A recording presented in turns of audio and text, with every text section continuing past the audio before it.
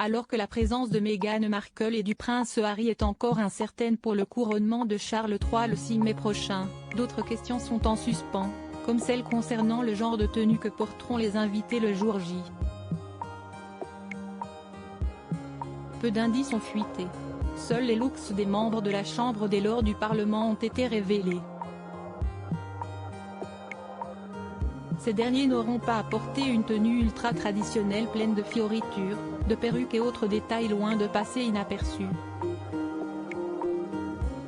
Ils sont autorisés à ne porter que la longue robe rouge à col blanc en fourrure d'hermine, la même qu'il arbore à chaque ouverture annuelle du Parlement.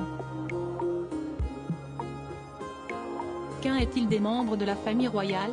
Rien n'est annoncé, mais il semblerait que la tenue de Kate Middleton fasse déjà parler d'elle. Et pas dans le meilleur des contextes. Selon des sources du palais de Buckingham à The Mirror, la princesse de Galles compte opter pour un look loin de plaire à tout le monde. En coulisses, on a beaucoup discuté de sa tenue.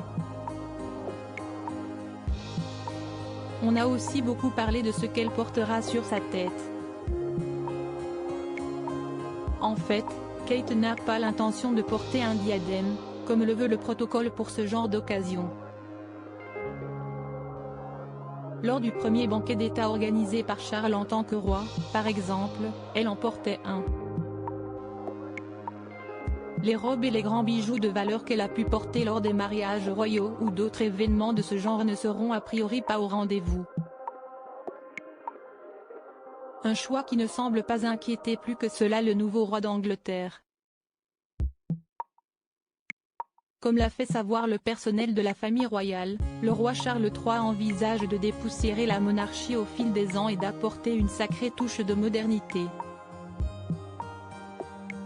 Contrairement aux 3 heures de cérémonie auxquelles la reine Elisabeth II avait eu droit en 1953, le couronnement de Charles ne durera qu'une petite heure. Un dress code bien plus souple. Il a beau avoir fêté ses 74 ans, Charles III sait pertinemment que les temps ont changé et qu'il faut vivre avec son époque. Si est-il la raison pour laquelle il souhaite que son couronnement n'ait rien à voir avec celui de sa maman, à commencer par le dress code de l'événement imposé aux invités. Le roi souhaite que l'assemblée ait un look plus décontracté qu'à l'accoutumée. Le fait que Kate ne compte porter ni diadème, ni couronne ne résulte sûrement que d'une volonté de faire plaisir à son beau-père. Charles III veut un couronnement moins pompeux, donc je pense qu'il ne verrait aucun problème à ce que les princes et princesses ne portent pas. Conclusion, en réalité, son choix est parfait.